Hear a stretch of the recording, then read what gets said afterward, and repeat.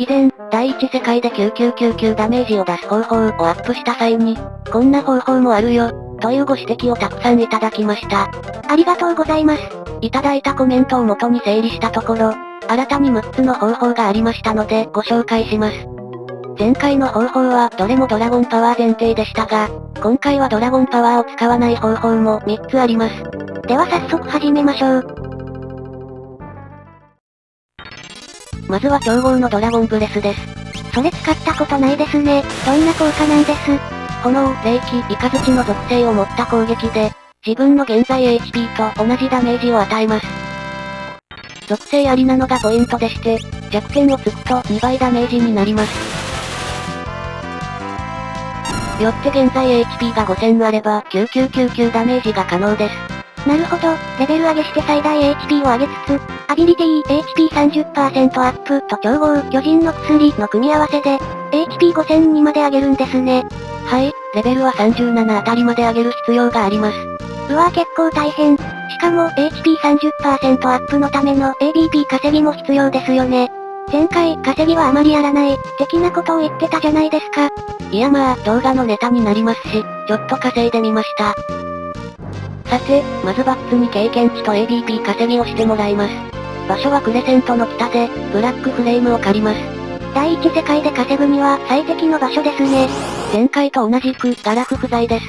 超豪を使える薬師を入手するのが土のクリスタルで、その後ガラフが離脱してしまうからでした。ファリスが戦闘不能なのは、経験値をなるべくバッツに集中させるためです。一方でレナを残しているのは、投げるで敵をすぐ倒すためです。このやり方がトータルでは早い、と。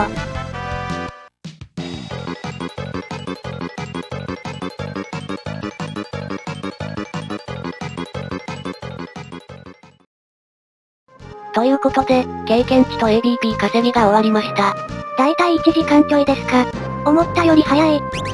HP30% アップをセットし、バトル中に超豪で巨人の薬を使うと、おお、HP5000 に到達しましたね。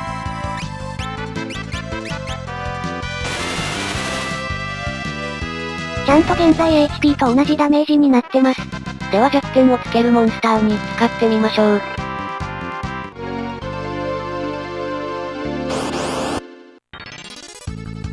ということで、ワンちゃんに会いに来ました。前回の動画でもお世話になってます。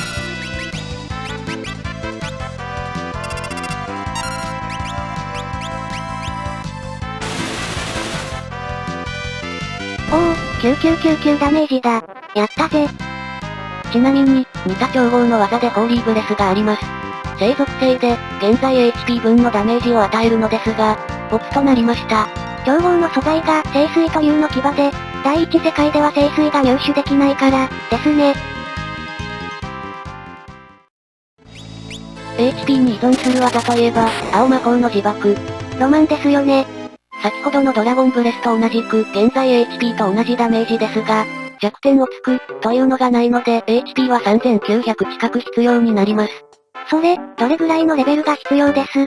51は、先ほどのレベル37の必要経験値が、こんぐらいでした。レベル51の必要経験値が、高音ぐらいですので、ここからさらに50万ほど稼ぐ必要があります。やりますか？すみませんでした。やりましょう。マジか。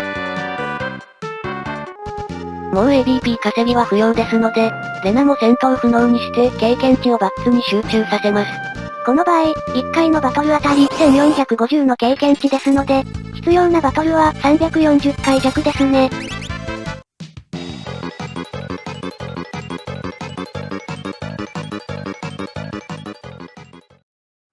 こちらが結果です。そんな3分クッキングみたいな。でも90分弱なので、意外と早かったですね。ということで、プロトタイプに会いに来ました。めっちゃ有名なレアモンスター。それはレアなのか。巨人の薬で HP2 倍にして、自爆。9999ダメージ達成。って、死んでるし。次はドクロイーターを放ってみます。出たよトラウマモンスター。いや待って、ドクロイーターって HP1 ですよね。捕らえるには HP を減らす必要があるのに、どうやるんですか？スーファミ版での方法として、毒状態にし、毒ダメージの直後に捉えるという裏技があります。ほんとだ、調べると色々出てきますね。あれ、でもこの方法ってコルナゴの壺が必要なんですか？そうなんです。コルナゴの壺は第一世界では入手できないため、この方法は使えないんです。ダメじゃーん。GBA 版では別の裏技がありまして、アビリティ、宣告を使って捉えることができます。おお。でもこの方法もコルナゴの壺が必要ですし、何よりクリア後の追加ジョブで覚えるアビリティなんですね。もっとダメじゃーん。そこで登場するのが、この旧スマホ版です。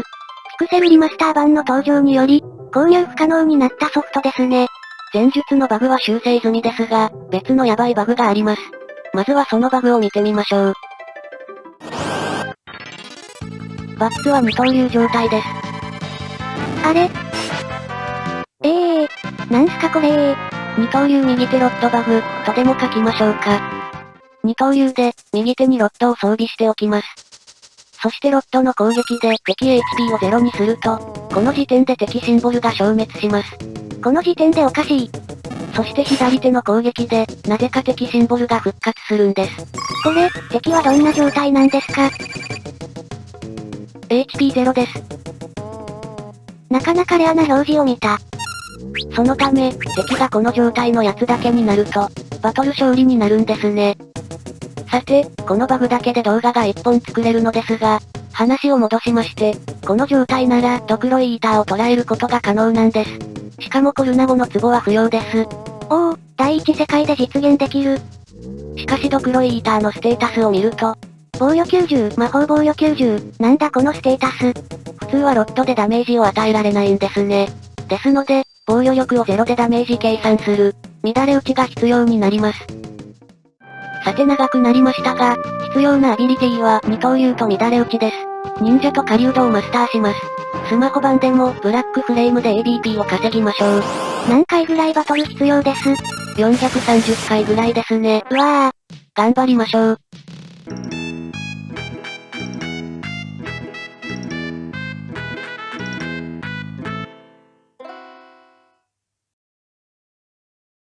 さて終わりました。2時間ぐらいかかるんですね。ちなみにこの方法、調合を使わないためガラフの離脱前でも可能です。せっかくなのでガラフに捉えてもらいましょう。ドクロイーターとエンカウントしたら、まず魔法で増殖させます。生存状態の敵も残さないと、バトルが終わってしまうためですね。次に二刀流右手ロッドの状態で乱れ打ちをし、HP0 状態のやつを捉えます。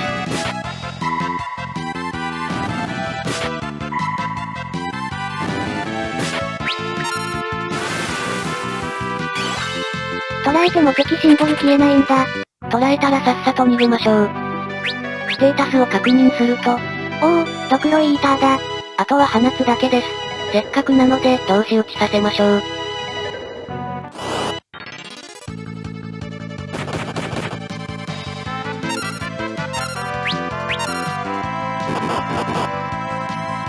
めでたく9999ダメージ。しかし、通常は捉えられないモンスターを放つと、カンストダメージになるとは。まあカンストするのは、そういうステータスだからなんですが、これも FF5 の奥深さですよね。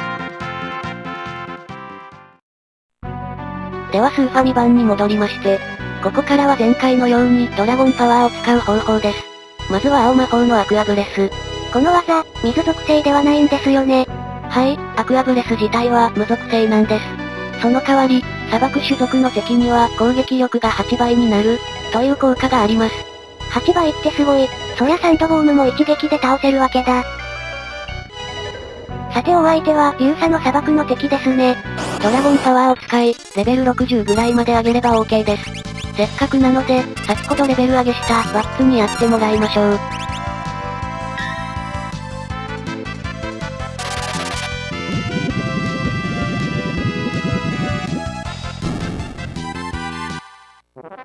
というかこれ、前回の動画の時点で入れるべきでは。お恥ずかしい。完全に失念してました。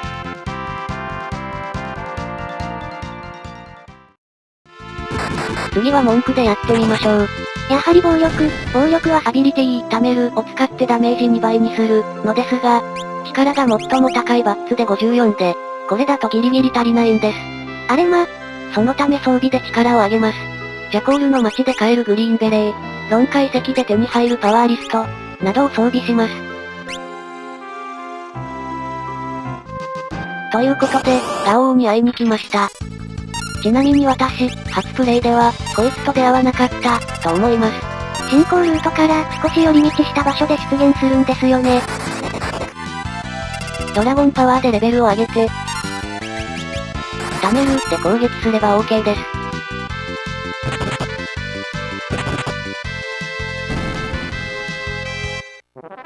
貯めるを使いましたが、クリティカル狙いでも OK です。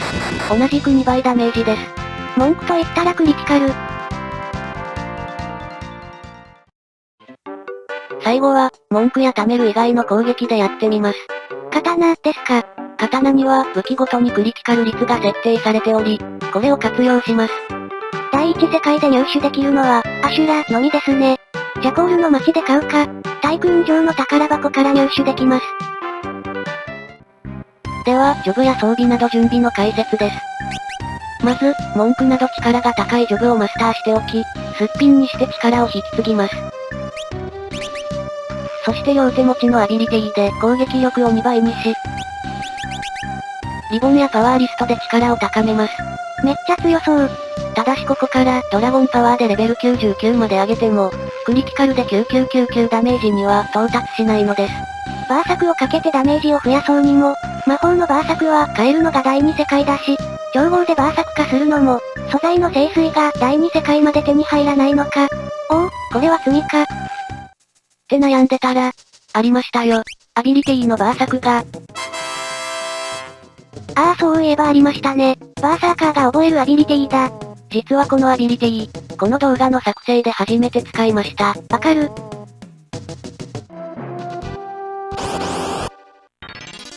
では実践です。こんにちは猫ちゃん。おいまだ動くな。と言ってもあとはドラゴンパワーでレベルを上げて、クリティカルが出るのを待つだけです。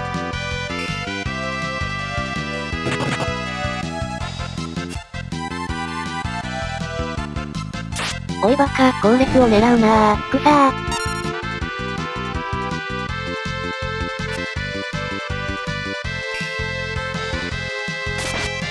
クリティカルが出て9999ダメージになりましたね。